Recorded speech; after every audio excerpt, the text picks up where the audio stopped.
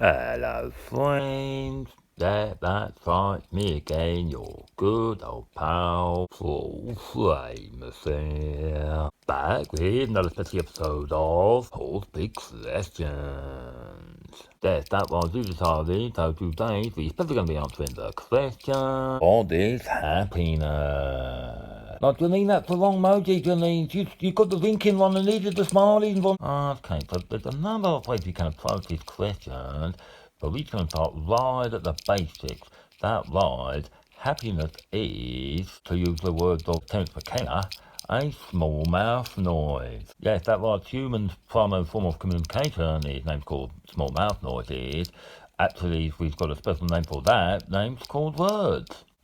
Okay, so right here I've got a specially analog word database named called a dictionary. Just to say, it's super important that you have some analog physical media in your localities.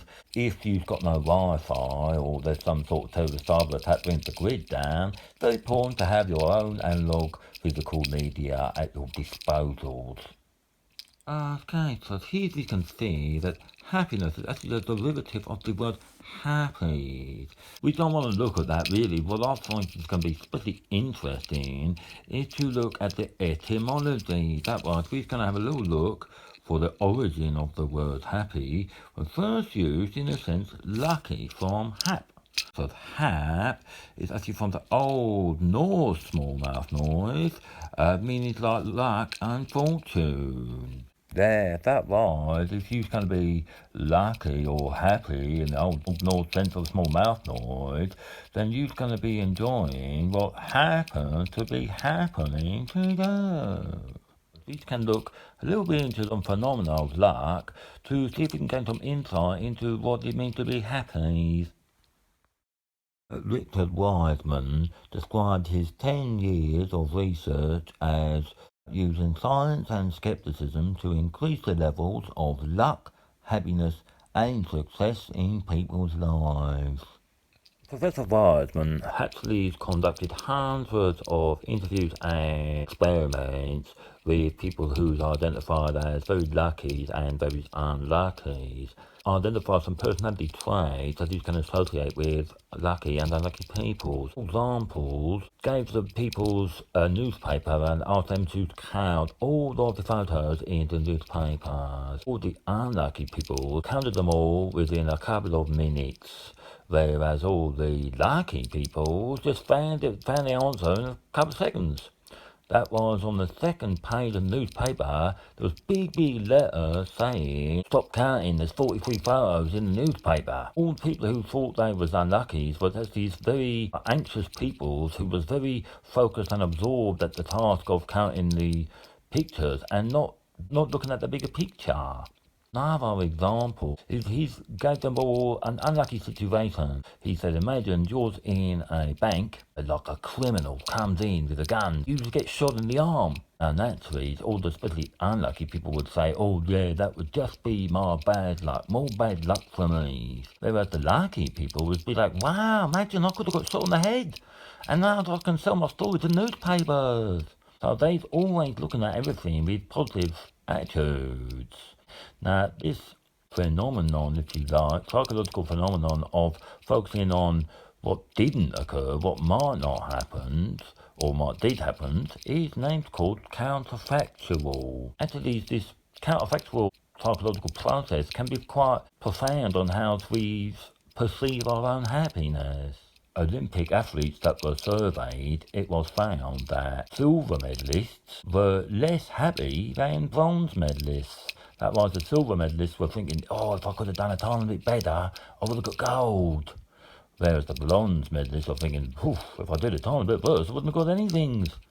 That wise, we can see that the psychology of happiness is very much related to our perception of ourselves and the situation we're in, or what is happening. Hey. Okay, so that's the psychologies of happiness.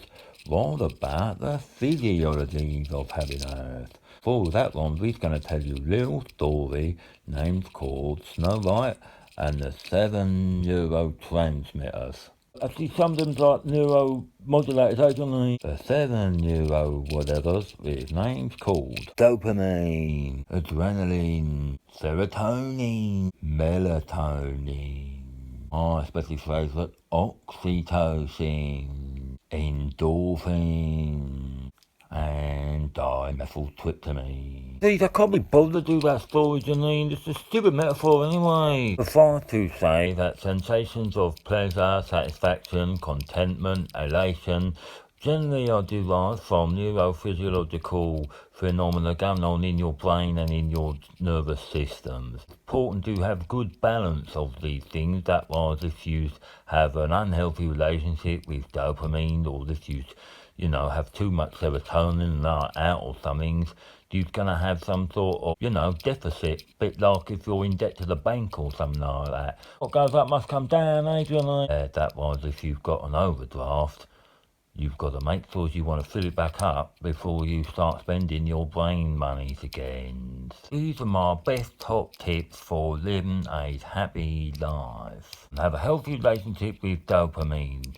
You could even go on dopamine detox. That was, you're not going to look at your phone, not going to have smoking, not going to do any drinking, and basically resist all high dopamine activities for at least a day, couple of days. That was, you're going to retrain your brain to find boring tasks interesting again. Be mindful.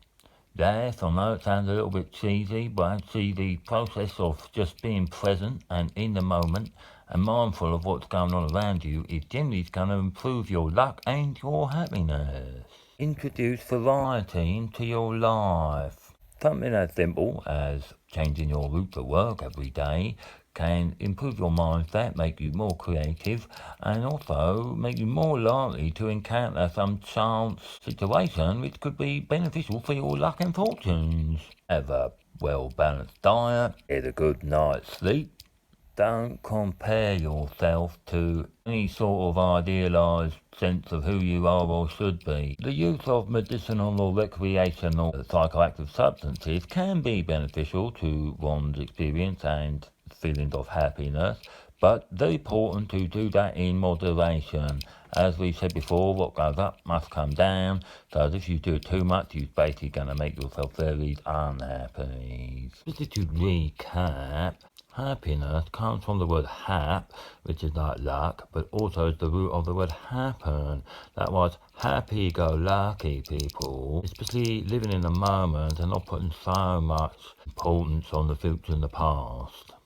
The sensations we associate with being happy are caused by changes in the neurochemistry going on in our brains and bodies. Happiness is of course different from just being happy. Happiness to me is appreciating the fact that the sun comes up every day, coming to terms with past trauma, being comfortable with who I am, but last but not least, having a lie-in. And so I do hope that was helpful and went somewhere to explaining to you what happiness is. Right then, bye bye now.